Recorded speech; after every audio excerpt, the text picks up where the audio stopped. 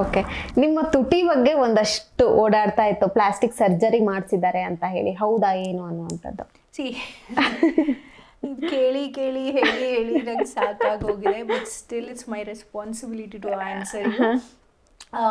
ಒಂದು big show ಅಂತ ಆದಾಗ ನೀವು ಒಂದಷ್ಟು ವರ್ಷಗಳು ತುಂಬ ಟಿಪಿಕಲ್ ಕ್ಯಾರೆಕ್ಟರ್ಸಲ್ಲಿ ಕಾಣಿಸ್ಕೊಳ್ತಿದ್ದಾಗ, ಗಿವನ್ ಅ ಚಾನ್ಸ್ ನಿಮ್ಮ ಬಗ್ಗೆ ನೀವು ಒಂದು ಬದಲಾವಣೆ ಮಾಡ್ಕೊಳ್ಳಿ ಅಂತ ಹೇಳಿದಾಗ, ನೀವೆಲ್ಲ ನಾನೆಲ್ಲ ಈ ರೂಮಲ್ಲಿ ಇರೋ ಪ್ರತಿಯೊಬ್ರು ಓಕೆ ನಾನು ಈ ಬದಲಾವಣೆ ನನ್ನ ಬಗ್ಗೆ ಮಾಡ್ಕೋಬೇಕು ಅಂತ ಎಲ್ಲರೂ ಕೂಡ ಯೋಚಿಸ್ತಾರೆ. I had a very uneven lips that had no shape. So ಹಾಗಾಗಿ ಇಷ್ಟು ದೊಡ್ಡ ಆಪರ್ಚುನಿಟಿ ಅಂದಾಗ let me experiment. Because most of ನೀನು 24 hours ಮೇಕಪ್ ಮಾಡ್ಕೊಂಡಿರೋದಕ್ಕಾಗಲ್ಲ, ಯಾವಾಗಲೂ ಲಿಪ್ಸ್ಟಿಕ್ ಹಾಕ್ಕೊಂಡಿರೋಕ್ಕಾಗಲ್ಲ. ಸೊ ಹಾಗಾಗಿ ವಿತೌಟ್ ಮೇಕಪ್ ಕಾಣಿಸ್ದಾಗ್ಲೂ ಲೆಟ್ಸ್ ಜಸ್ಟ್ ಲುಕ್ ಏನೋ ಒಂದು ಒಳ್ಳೆ ಇದ್ರ ಥರ ಫ್ರೇಮ್ ಬ್ಯೂಟಿ ಥರ ಕಾಣಿಸೋಣ ಅಂತ ಯೋಚಿಸಿದ್ದು. ಆ್ಯಂಡ್ ಮೋರ್ ದ್ಯಾನ್ ದಟ್, ಈ ಡಿಸಿಷನ್ಸ್ ತಗೊಂಡಾಗ ರಿಸಲ್ಟ್ಸ್ ನಮ್ಮ ಕೈಲಿರಲ್ಲ, ಡಾಕ್ಟರ್ ಕೈನಲ್ಲಿರುತ್ತೆ. ಸೊ ನಾನು this is not a plastic surgery or ನೀವು ಹೇಳ್ತಿರೋ ಥರ ಎಲ್ಲ ಏನು ಸಿವಿಯರ್ ಅಲ್ಲ, it's called filling. Micro blading ಅಲ್ಲಿಗೆ ಹೋಗುವಾಗ ಮೋಸ್ಟ್ ಆಫ್ ದ ಹುಡುಗಿರು ಮೈಕ್ರೋ ಬ್ಲೇಡಿಂಗ್, ಯಾಕಂದ್ರೆ ಐಬ್ರೋ ಯಾವಾಗಲೂ ತಿದ್ಕೊಳಕ್ಕಾಗಲ್ಲ ಅಂತ ಮೈಕ್ರೋ ಬ್ಲೇಡಿಂಗ್ ಮಾಡ್ಕೋತಾರೆ. ಕೆಲವೊಬ್ರು ಡಿಂಪಲ್ ಮಾಡಿಸ್ಕೋತಾರೆ, ಇನ್ನು ಕೆಲವೊಬ್ರು ಲೇಸರ್ ಹೇರ್ ರಿಮೂವಲ್ ಎಲ್ಲ ಮಾಡಿಸ್ಕೊಂಡು ಹೋಗ್ತಾರೆ.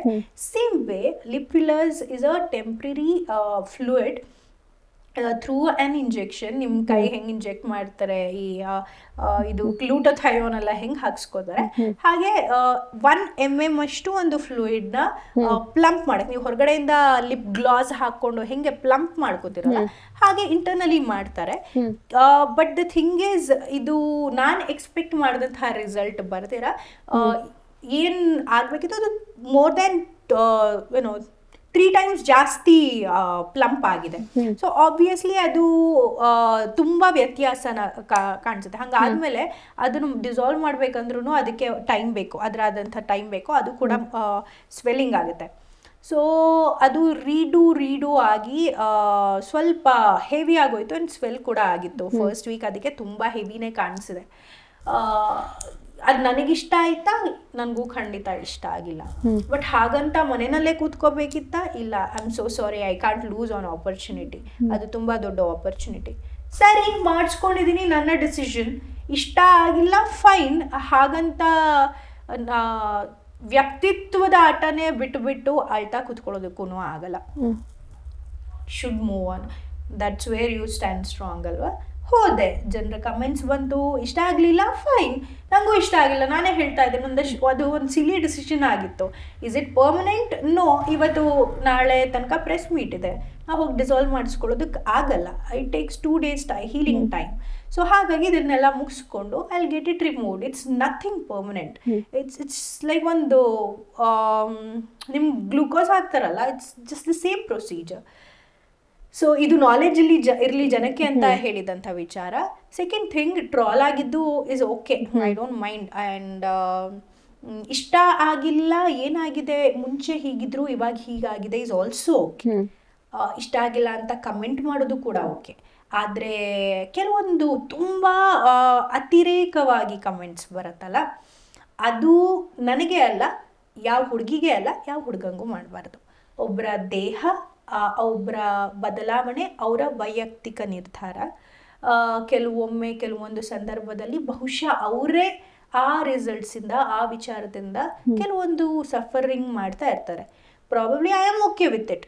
ಆದರೆ ನನ್ನ ಜಾಗದಲ್ಲಿ ಬೇರೆ ಯಾರಾದರೂ ಇದ್ದು ಹೊರಗಡೆ ಬಂದಿದ ತಕ್ಷಣ ಈ ಕಮೆಂಟ್ಸ್ನ ನೋಡಿ ಡಿಪ್ರೆಸ್ ಆಗಿದ್ರೆ, ಅಫೆಕ್ಟ್ ಆಗಿದ್ರೆ, ಹೌದು, you cannot take the responsibility. If you cannot take the responsibility, do not do it. ಅದು ನನ್ನ ವಿಚಾರಕ್ಕೆ ಅಲ್ಲ. ಇವ್ರು ಇಷ್ಟು ಸಣ್ಣ ಇದ್ರು, ಸಡನ್ನಾಗಿ ಯಾಕೆ ಇಷ್ಟೊಂದು ದಪ್ಪ ಆಗ್ಬಿಟ್ಟಿದ್ದಾರೆ? ಏನಾದರೂ ಹೆಲ್ತ್ ಪ್ರಾಬ್ಲಮ್ ಇದೆಯಾ? ಏನಾದರೂ ಡಿಸೀಸ್ ಇದೆಯಾ? ನಿಮಗೆ ಯಾಕೆ? ಹೌದು, ಸಣ್ಣ ಆಗಿದ್ರು, ದಪ್ಪ ಆಗಿದ್ದಾರೆ, may be she is going through something. ಅದು ಹ್ಯುಮ್ಯಾನಿಟಿ. ಲಿಪ್ ವಿಚಾರನೇ ಇಟ್ಕೊಂಡು ಇಷ್ಟು ಮಾತುಕತೆ, ಇಷ್ಟು ಕೊಟ್ಟಿರೋ ಇಂಟರ್ವ್ಯೂಸಲ್ಲೇ ಓಕೆ, ಇಷ್ಟು ವರ್ಷ ನ್ಯಾಚುರಲ್ ಆಗೇ ಇದ್ನಲ್ಲ, ಇಷ್ಟು ವರ್ಷ ಯಾಕೆ ನೀವು ನಮ್ಮ ಮನೆಗೆ ಬಂದಿಲ್ಲ? Tell me about it. ಇಷ್ಟು ವರ್ಷ ಯಾಕೆ ನಾನು ಮಾಡಿರೋ ಕೆಲಸಕ್ಕೆ ಅಪ್ರಿಷಿಯೇಷನ್ ಕೊಟ್ಟಿಲ್ಲ? ಇಷ್ಟು ವರ್ಷ ಅಷ್ಟು ಪ್ರಾಜೆಕ್ಟ್ಸ್ ಮಾಡಿದ್ದೀನಿ, why didn't you come to interview me? Simple question. Negativity ಬೇಗ ಸ್ಪ್ರೆಡ್ ಆಗುತ್ತೆ. ಕಷ್ಟಪಡೋರು ಅಥವಾ ಸರಿದಾರಿನಲ್ಲಿ ಹೋಗ್ತಿರೋರು ಸ್ವಲ್ಪ ಲೇಟ್ ಆದರೂ ಸರಿದಾರಿನಲ್ಲೇ ಹೋಗ್ತಾರೆ. ಆ್ಯಂಡ್ ಈ ಥರ ಎಕ್ಸ್ಪೆರಿಮೆಂಟ್ಸ್, ಕಾಸ್ಮೆಟಿಕ್ ಎಕ್ಸ್ಪೆರಿಮೆಂಟ್ಸ್ ನಮ್ಮ ಇಂಡಸ್ಟ್ರಿನಲ್ಲಿ ವೆರಿ ಕಾಮನ್. ಕೆಲವೊಮ್ಮೆ ಐಬ್ರೋಸ್ ಮಾಡ್ಸೋಕ್ಕೆ ಹೋಗ್ತೀರಾ, ಐಬ್ರೋಸ್ ಮಾಡೋರು ಒಂದ್ಸತಿ ಫುಲ್ ಒಂದು ಸ್ಕ್ರ್ಯಾಚ್ ಮಾಡಿಬಿಟ್ರೆ ಮತ್ತು ಕೂದಲು ಬೆಳೆಯೋ ತನಕ ನೀವು ಕಾಯಲೇಬೇಕು. ನೀವೇನು ಮಾಡೇ ಇರಲ್ಲ, ಅದು ಶೇಪ್ ಕೊಡ್ಸೋಕೆ ಹೋಗಿರ್ತೀರ, ಸಿಂಪಲ್ ಆ್ಯಸ್ ದ್ಯಾಟ್. ಆದರೆ ಆ ಒಂದು ವಿಚಾರ ನನ್ನ ವ್ಯಕ್ತಿತ್ವನ ಜಡ್ಜ್ ಮಾಡುವಂಥ ರೈಟ್ಸ್ ಕೊಡುತ್ತಾ ನಿಮಗೆ? ಖಂಡಿತ ಇಲ್ಲ. I am not saying you. ಬಂದ ಮೇಲೆ ತುಂಬ ಪ್ರೀತಿನೇ ಸಿಕ್ಕಿದೆ. ಎಲ್ಲರೂ ನಿಮ್ಮ ಥರ ಕಂಟೆಸ್ಟೆಂಟಲ್ಲಿ ಇರಬೇಕಿತ್ತು, ಎಲ್ಲ ಒಳ್ಳೆ ಕಮೆಂಟ್ಸ್ ಕೊಟ್ಟಿದ್ದಾರೆ. ಎಲ್ಲೋ 0.01% ಟ್ರಾಲ್ ಮಾಡೋರಿಗೆ ಅಥವಾ ಬ್ಯಾಡ್ ಕಮೆಂಟ್ಸ್ ಕೂತ್ಕೊಂಡು ಹಾಕೋರಿಗೆ, ಪ್ರಾಣಿಗಳಿಗೆ ಹೋಲಿಸ್ಕೊಂಡು ಅಥವಾ ಇನ್ನೇನೋ ಹೇಳ್ಕೊಂಡು, ಬಣ್ಣದ ಬಗ್ಗೆ, ಸಣ್ಣ ದಪ್ಪದ ಬಗ್ಗೆ ಅಥವಾ ಈ ಥರ ವಿಚಾರದ ಬಗ್ಗೆ ಮಾತಾಡೋರಿಗೆ ಅವ್ರ ಮನಸ್ಥಿತಿ, ಅವರ ಪರಿಸ್ಥಿತಿ ಅಲ್ಲೇ ಇರುತ್ತೆ. ಅವರು ಬದಲಾಗಲ್ಲ, ಉದ್ಧಾರನೂ ಆಗಲ್ಲ.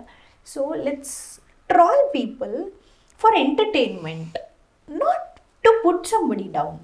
ಯಾರ ಕಾನ್ಫಿಡೆನ್ಸು ಹೊಡೆಯೋದಕ್ಕೆ ಟ್ರಾಲ್ ಮಾಡೋದು ಬೇಡ. ನಮ್ಮಲ್ಲಿ ಹೆಂಗೆ ಅಂದರೆ ಅವರು ಬೆಳೀತಾ ಇದ್ದಾರೆ ಅಂದರೆ ನೋಡಿ ಸಹಿಸೋದು ಸ್ವಲ್ಪ ಜನ ಕಮ್ಮಿ, ಸಹಿಸೋಕ್ಕಾಗಲ್ಲ ಅವರಿಗೆ. ಅಂದರೆ ಎಲ್ಲದರಲ್ಲೂ ನೀವು ನೆಗೆಟಿವಿಟಿ ಹುಡುಕ್ತಾ ಹೋಗ್ತೀರಾ. ಓಕೆ, ಇವ್ರ ಬಗ್ಗೆ ಏನು ಕೆಟ್ಟದ್ದು ಸಿಗತ್ತೆ, ಏನು ಕ್ರಿಟಿಸೈಸ್ ಮಾಡ್ಬೋದು. ಅದೇ ಇಷ್ಟು ವರ್ಷ ಮಾಡಿದ ಕೆಲಸನ ಯಾಕೆ ಅಪ್ರಿಷಿಯೇಟ್ ಮಾಡಲ್ಲ? ಮಾಡ್ತಿರುವಂಥ ಎಫರ್ಟ್ಸ್ನ ಯಾಕೆ?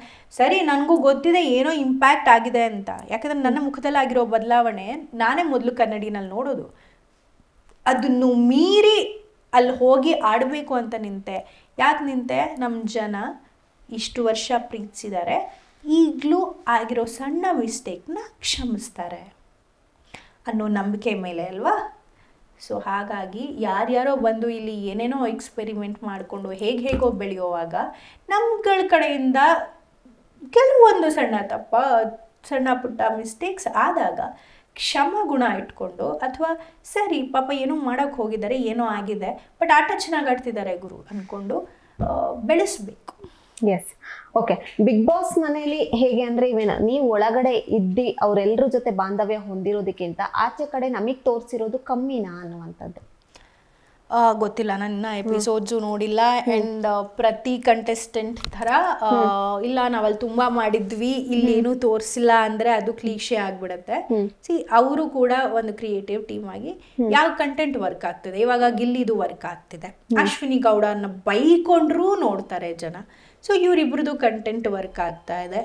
ಅದು ಬಿಟ್ಟು ಟಾಸ್ಕ್ಗಳ ವಿಚಾರಕ್ಕೆ ವರ್ಕ್ ಆಗ್ತಾ ಇದೆ. ನಂತರನೇ ತುಂಬ ಜನ ಕಾಣಿಸ್ತಾ ಇಲ್ಲ. ಹಂಗಂತ ಅವ್ರ ಮನೆಯಲ್ಲಿ ಇಲ್ಲ ಅಂತಲ್ಲ, ಜನ ಯಾವ ಕಂಟೆಂಟ್ನ ತುಂಬ ಇಷ್ಟಪಡ್ತಿದ್ದಾರೆ ಅದನ್ನ ಹೆಚ್ಚಿಗೆ ತೋರಿಸ್ತಾರೆ. ಸೊ ಗಿಲ್ಲಿದು ಕಾಮಿಡಿ ವರ್ಕ್ ಆಗ್ತಾ ಇದೆ, ಗಿಲ್ಲಿದು ಕಾಮಿಡಿ ತುಂಬ ತೋರಿಸ್ತಾ ಇದ್ದಾರೆ. ಅಶ್ವಿನಿ ಗೌಡ ಅವ್ರದ್ದು, ಜಾನ್ವಿ ಅವ್ರದ್ದು ಕ್ವಾಟ್ಲೆ ಇಷ್ಟ ಆಗ್ತಿದೆ, ರಕ್ಷಿತಾ ಮಾಡ್ತಿರೋ ವ್ಲಾಗಿಂಗ್ ಇಷ್ಟ ಆಗ್ತಾ ಇದೆ. It's all about what works, what doesn't work. ಹಾಗಂತ ನಾವು ಕಾನ್ವರ್ಸೇಷನ್ನೇ ಮಾಡಲ್ವಾ? ಇಲ್ಲ, ಕಾನ್ವರ್ಸೇಷನ್ ಮಾಡ್ತೀವಿ, ಕಿರ್ಚಾಡಲ್ಲ. ಯಾವಾಗ ಕಿರ್ಚಾಡ್ಬೇಕೋ ಅವಾಗ ಕಿರ್ಚಾಡ್ತೀವಿ. ಪ್ರತಿ ಸಲ ಅಟೆನ್ಷನ್ಗೋಸ್ಕರ ಕಂಟೆಂಟ್ ನಮ್ಮ ತಲೆನಲ್ಲಿ ಇಟ್ಕೊಂಡು ವ್ಯಕ್ತಿತ್ವನ ಹಾಳು ಮಾಡ್ಕೊಳ್ಳೋದಕ್ಕಾಗಲ್ಲ. ಇಷ್ಟು ವರ್ಷ ಕಷ್ಟಪಟ್ಟು ಪಡ್ಕೊಂಡಿರೋ ಹೆಸರನ್ನು ಕಳ್ಕೊಳ್ಳೋದು ತುಂಬ ಸುಲಭ.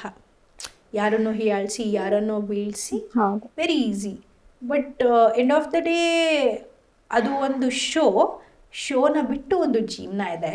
ಜನ ನಮ್ಮನ್ನು ನೋಡ್ತಾ ಇದ್ದಾರೆ, ಇಷ್ಟು ವರ್ಷ ಪ್ರೀತಿಸಿದ್ದಾರೆ, ಗೌರವಿಸಿದ್ದಾರೆ. ಆ ಗೌರವನ ಕಂಟಿನ್ಯೂ ಮಾಡಬೇಕಂದ್ರೆ ನಾವು ಅದೇ ರೀತಿ ವರ್ತಿಸಬೇಕು. ಓಕೆ. ಗಿಲ್ಲಿ ಅಂತ ಅಂದ್ರೆ ನೀವು 4 ವಾರದಲ್ಲಿ ನೋಡಿದಂತಹ ಗಿಲ್ಲಿ ಅತಿರೇಕವಾಗಿ ಮಾತಾಡ್ತಾರೆ ಅನ್ಸಿದೆಯಾ? ಗಿಲ್ಲಿ ಇರೋದೇ ಹಂಗೆ, ಅವ್ನು ನಿದ್ದೆ ಮಾಡಿದ್ರು ಮಾತಾಡ್ತಾ ಇರ್ತಾನೆ. You can't help it. ಕೆಲವೊಮ್ಮೆ ಇರಿಟೇಟ್ ಆಗುತ್ತೆ. ಗಿಲ್ಲಿ ಬೇಡ, ಗಿಲ್ಲಿ ಹಿಂಗೆಲ್ಲ ಮಾಡೋದು ನೋಡು ಸರಿ ಇರಲ್ಲ ಅಂದ್ರೆ ಆಯ್ತು ಆಶು ಬಿಡು ಆಶು ಅಂತಾನೆ ಅಷ್ಟೇ. ಇರಿಟೇಟ್ ಆಗುತ್ತೆ. ಅದೆಲ್ಲ ಹೊಸತನ, ನಮಗೂ ಕೂಡ ಹೊಸತನ. ಸೈಲೆನ್ಸ್ ಅಭ್ಯಾಸ ಆಗಿರೋ ನನಗೆ ಅಷ್ಟೊಂದು ಗಲಾಟೆ ಇದ್ರೆ ತಗೊಳ್ಳೋದಕ್ಕಾಗಲ್ಲ. ಹಾಗಂತ ಅದು ಇರಿಟೇಷನ್ ಕಂಟಿನ್ಯೂ ಆಗುತ್ತಾ? ಖಂಡಿತ ಇಲ್ಲ.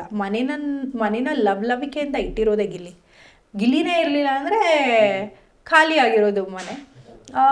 So he is doing his best.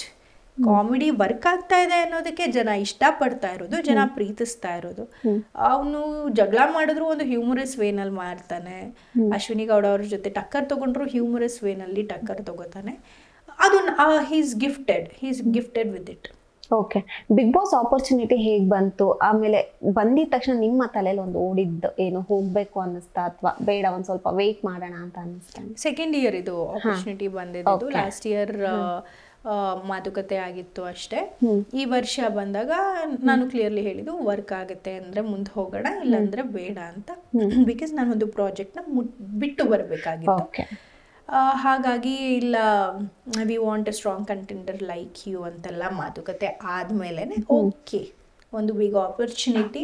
ಅಂದ್ರೆ ಜಡ್ಜ್ಮೆಂಟ್ ಭಯ ಇಲ್ಲ ನನಗೆ, ಏನಾಗ್ಬಿಡತ್ತೋ ಅನ್ನೋ ಭಯ ಇಲ್ಲ. ಬಟ್ ಹಾಗಂತ ಹೇಗಂದ್ರೆ ಹಾಗಿರ್ತೀನಿ ಅಂತನೂ ಇಲ್ಲ. ನಂದೇ ಸಾಮಾಜಿಕ ಜವಾಬ್ದಾರಿ ಒಂದಷ್ಟಿದೆ. I represent actors, I represent strong women, independent women, ಅದೆಲ್ಲ ತಲೆನಲ್ಲೂ ಇರುತ್ತೆ. ಸೊ ಹಾಗಾಗಿ ಕೆಲವೊಮ್ಮೆ what works in Bigg Boss house, what doesn't work. ಈ ವಾರ ಸೈಲೆಂಟ್ ಆಗಿದ್ದವರು ನೆಕ್ಸ್ಟ್ ವಾರ ಫುಲ್ ವೈಲೆಂಟ್ ಆಗಿಬಿಡ್ತಾರೆ.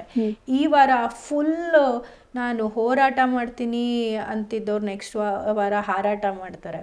ಸೊ ಇಟ್ಸ್ ಅಲ್ಲಿ ಪ್ರತಿಯೊಂದು ವ್ಯಕ್ತಿತ್ವದ ನಡವಳಿಕೆ ಪ್ರತಿ ವಾರ ಚೇಂಜ್ ಆಗ್ತಾನೆ ಹೋಗುತ್ತೆ.